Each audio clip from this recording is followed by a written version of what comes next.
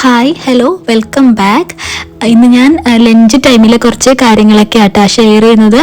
അപ്പോൾ ഇതിലൊരു വീഡിയോയിൽ ഞാനൊരു ബീഫിൻ്റെ റൈസിൻ്റെയും കൂടിയുള്ളൊരു റെസിപ്പി ഷെയർ ആക്കുന്നുണ്ട്. അപ്പോൾ വീഡിയോ നിങ്ങളെല്ലാവരും മുഴുവനായിട്ട് കണ്ടുവെക്കുക. നിങ്ങൾക്ക് ഇഷ്ടമാവുന്നുണ്ടെങ്കിൽ പ്ലീസ് ഒന്ന് സബ്സ്ക്രൈബ് ചെയ്യുക. അതുപോലെ തന്നെ ബെൽ ബട്ടണും കൂടി പ്രസ് ചെയ്യാൻ മറക്കരുതേ. അപ്പോൾ രാവിലെ തന്നെ ബ്രേക്ക്ഫാസ്റ്റിനെല്ലാം മുന്നായിട്ട് ഞാൻ ബീഫ് ഇന്നലെ വാങ്ങിച്ചിട്ടുണ്ടായിരുന്നതാ. അപ്പോൾ അത് ഞാൻ ഫ്രീസറിലേക്ക് വെച്ചിട്ടുണ്ടായിരുന്നു. അപ്പോൾ അതിൻ്റെ എല്ലാം ഐസ് പോകാനായിട്ട് ഒന്ന് വെള്ളത്തിലേക്ക് ഇട്ടേക്കാട്ടാ. ഇതിങ്ങനെ തന്നെ മുറിച്ച് വാങ്ങിച്ചിട്ടുള്ളതാ. ഈ ഒരു റെസിപ്പിക്ക് വേണ്ടിയിട്ട് ചെറിയ പീസസ് ആക്കിയിട്ട് അങ്ങനെ കനം കുറഞ്ഞിട്ടുള്ള പീസുകളെല്ലാം ആക്കിയിട്ട് അങ്ങനെ കട്ട് ചെയ്ത് വാങ്ങിച്ചിട്ടുള്ളതാ. അപ്പോൾ അതൊന്ന് വെള്ളത്തിലേക്ക് ഇട്ട് വയ്ക്കുക.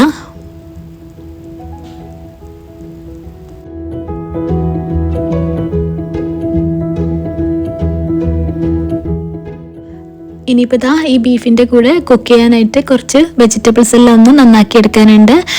അപ്പോൾ ഞാനിവിടെ 3 കളറിലുള്ള ക്യാപ്സിക്കം എടുത്തിട്ടുണ്ട്.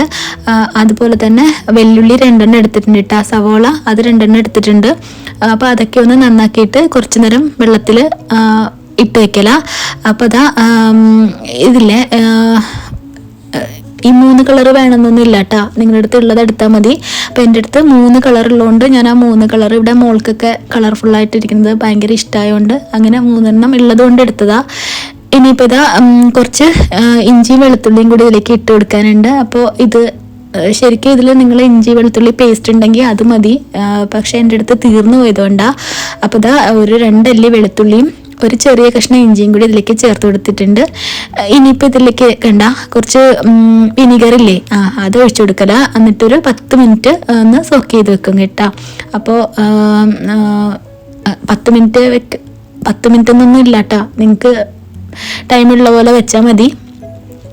അപ്പോൾ ഞാനിപ്പോൾ പെട്ടെന്ന് ചെയ്യണോണ്ട് ഒരു 10 മിനിറ്റ് ഒന്ന് സോക്ക് ചെയ്ത് വെച്ചിട്ടുണ്ടായിരുന്നു. ഇനിയിപ്പോൾ ഇതൊന്ന് നന്നായിട്ട് 3-4 വട്ടം ഒന്ന് വെള്ളത്തിൽ കഴുകിയെടുത്ത് കൊണ്ടുവന്നിട്ടുണ്ട്. ഇനിയിപ്പോൾ ഇതില്ലേ നീളത്തിലുള്ള കനെല്ലാം കുറഞ്ഞിട്ട് നീളത്തിലുള്ള പീസുകളില്ലേ, അങ്ങനെയാട്ടാ കട്ട് ചെയ്തെടുക്കണ്ടേ. അപ്പോൾ ഇതെല്ലാം ഒന്ന് കട്ട് ചെയ്തെടുക്കല.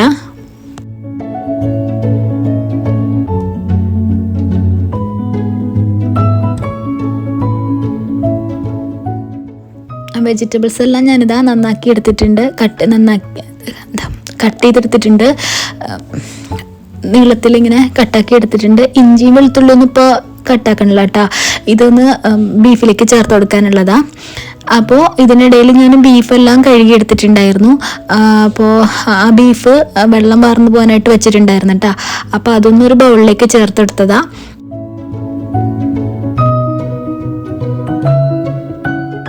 ഇഞ്ചി വെളുത്തുള്ളി ഒന്ന് ഗ്രേറ്റ് ചെയ്ത് ചേർത്ത് കൊടുക്കല. നിങ്ങളുടെ അടുത്ത് ഇഞ്ചി വെളുത്തുള്ളിൻ്റെ എല്ലാം പേസ്റ്റ് ഇല്ലേ, അതുണ്ടെങ്കിൽ അത് മതി കേട്ടാ. എൻ്റെ അടുത്ത് അതുണ്ടായിരുന്നില്ല. അപ്പോൾ അതിലേക്ക് ഇനി ചേർത്ത് കൊടുക്കുന്നത് സോയാ സോസാ. അപ്പോൾ സോയാ സോസ് ഞാനിതാ 1 ടേബിൾ സ്പൂണോളം എല്ലാം ചേർത്ത് കൊടുക്കുന്നുണ്ട്. 1-1.5 ടേബിൾ സ്പൂണോളം ചേർത്ത് കൊടുക്കുന്നുണ്ട്. പിന്നെ ഓയിസ്റ്റർ സോസ്, പിന്നെ അതുപോലെ തന്നെ സെസമി സീഡില്ലേ, സെസമി ഓയിലില്ലേ, അത് ചേർത്ത് കൊടുക്കുന്നുണ്ട്.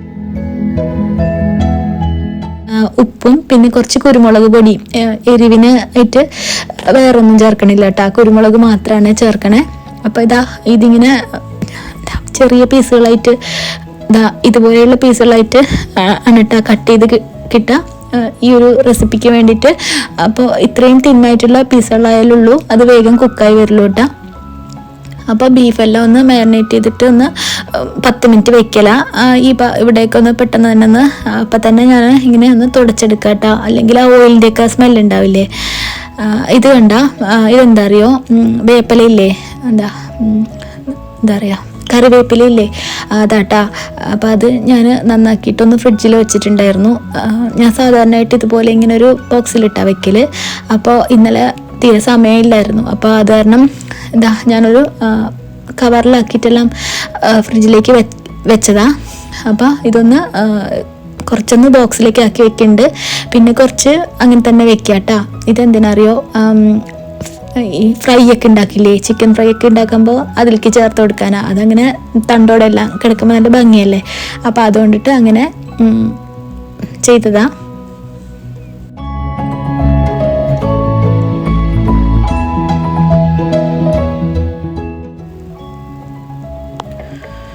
ഇനിയിപ്പോൾ റൈസില്ലേ, ബീഫും റൈസും കൂടെ കോമ്പിനേഷൻ ഞാൻ പറഞ്ഞിട്ടുണ്ടായിരുന്നില്ലേ.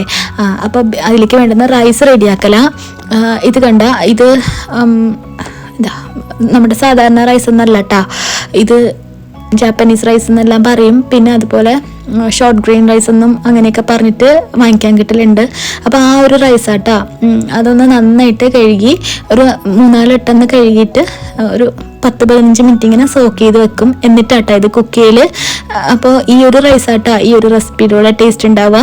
അപ്പോൾ അങ്ങനെ റൈസ് സോക്ക് ചെയ്യാനായിട്ടെല്ലാം വെച്ചിട്ടുണ്ട്.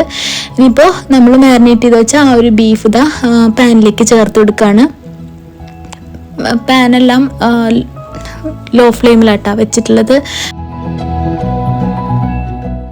പാനിലേക്ക് ഡയറക്റ്റ് ബീഫ് ചേർത്ത് കൊടുത്തിട്ട് അടച്ച് വെച്ചിട്ട് ഒരു 10 മിനിറ്റ് കുക്ക് ചെയ്യാട്ടാ.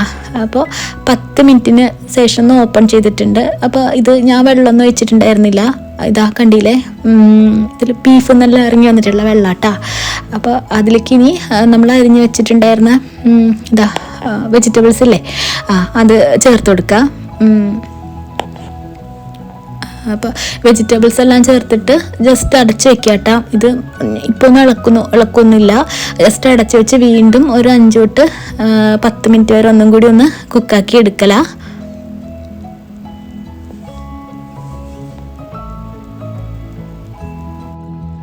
ഇനിയിപ്പോൾ ഇതാ നമ്മൾ സോക്ക് ചെയ്ത് വെച്ചിട്ടുണ്ടായിരുന്ന ഒരു റൈസ് ഇല്ലേ, അതൊന്ന് റൈസ് കുക്കറിലേക്ക് ഒന്ന് വെച്ച് കൊടുക്കല. ഇതൊരു 15 തൊട്ട് 20 മിനിറ്റ് കൊണ്ട് കുക്കായി കിട്ടും കേട്ടോ. അപ്പോൾ ഇനിയിപ്പോൾ ഇതാ വെജിറ്റബിൾസും ബീഫും കൂടി ഒന്ന് മിക്സ് ചെയ്ത് കൊടുത്തിട്ട് വീണ്ടും ഒരു 10 മിനിറ്റ് എല്ലാം കൂടി ഒന്ന് കുക്ക് ചെയ്തെടുക്കല. അതാ 10 മിനിറ്റ് എല്ലാം കഴിഞ്ഞിട്ടുണ്ട് കേട്ടോ. ഇനി നമുക്ക് ഫ്ലെയിം ഓഫ് ചെയ്യാം. അപ്പം നമ്മുടെ ബീഫൊക്കെ നന്നായിട്ട് വെന്ത് വന്നിട്ടുണ്ട് കേട്ടോ. ഇതിങ്ങനെ റൈസിൻ്റെ മുകളിലേക്ക് ചെറിയൊരു ഗ്രേവി മാത്രമേ ഉള്ളൂ ഇതിൽ. അപ്പോൾ അത് എന്താ ഈ ഒരു ചെറിയ ഗ്രേവിയോട് കൂടിയിട്ടെല്ലാം റൈസിൻ്റെ എല്ലാം മുകളിലേക്ക് ഇട്ടിട്ട് അങ്ങനെ ആട്ടാ ഇത് കഴിക്കൽ. നല്ല ടേസ്റ്റാട്ടോ ഇത്. നിങ്ങളൊരു വട്ടം ഉണ്ടാക്കി നോക്ക്, നല്ല ടേസ്റ്റാ.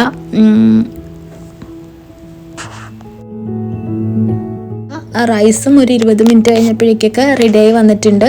ഈ ഒരു റൈസ് ഇങ്ങനെ ഒന്ന് കുഴഞ്ഞിട്ടായിരിക്കും കേട്ടോ. കുഴഞ്ഞിട്ട് എന്ന് പറഞ്ഞാൽ നമ്മൾ സാധാരണ വെവ് കൂടിയിട്ട് അങ്ങനെ ആവില്ലേ, അതല്ല കേട്ടോ. ഇത് ഇങ്ങനെ ഒരു സ്റ്റിക്കി റൈസ് എന്നും ഇതിന് പറയലുണ്ട്. അപ്പോൾ ഇതിങ്ങനെ ഇരിക്കില്ല കേട്ടോ. ഈ ഒരു റൈസ് നല്ല ടേസ്റ്റാട്ടോ ഇത്. ഇതിപ്പോൾ ഇതില്ലെങ്കിൽ നിങ്ങൾ മറ്റേ ബസ്മതി റൈസ് ഇല്ലേ, കൈമ റൈസ് അല്ല കേട്ടോ, മറ്റേ എന്താ സാധാരണ എന്താ പറയുക, സാധാരണ ബസ്മതി റൈസ് ഇല്ലേ, അതൊക്കെ ഇട്ടുകൊടുത്ത് അത് വെച്ചിട്ട് അതും നിങ്ങൾക്ക് ചെയ്തെടുക്കാം കേട്ടോ. ഈ ഒരു റെസിപ്പിയിൽ നമ്മൾ നെയ്ച്ചോറെല്ലാം ചെയ്യണ പോലെ അങ്ങനെ വറ്റിച്ചെടുത്തിട്ട് അങ്ങനെ ചെയ്യാം കേട്ടോ. ഇനിയിപ്പോൾ ഇതൊരു ബൗളിലേക്ക് ചേർത്ത് കൊടുക്കല. ഇതിൻ്റെ മുകളിലേക്ക് ബീഫ് ഒഴിച്ചിട്ട് ഒരു 5 മിനിറ്റ് എല്ലാം വെച്ചിട്ട് അങ്ങനെയാട്ടാ ഇത് കഴിക്കൽ. നല്ല ടേസ്റ്റാട്ടോ ഇത്. കുട്ടികൾക്കൊക്കെ നല്ല ഇഷ്ടമാവും. അധികം സ്പൈസി ഒന്നല്ല. അപ്പോൾ ഇത് ടേസ്റ്റ് ഉണ്ടാവുമെന്നൊന്നും വിചാരിക്കേണ്ട കേട്ടോ, ടേസ്റ്റൊക്കെ ഉണ്ടാവും. അപ്പോൾ ഉണ്ടാക്കി നോക്കുക. അപ്പോൾ ഇതൊക്കെയാണ് ഇന്നത്തെ എൻ്റെ ഒരു ലഞ്ചിൻ്റെ വിശേഷങ്ങൾ. വീഡിയോ ഇഷ്ടമായിട്ടുണ്ടെങ്കിൽ പ്ലീസ് ഒന്ന് സബ്സ്ക്രൈബ് ചെയ്ത് സപ്പോർട്ട് ചെയ്യുക. ഇനി പുതിയൊരു വീഡിയോ ആയിട്ടെല്ലാം വരാം കേട്ടോ. Thank you, by.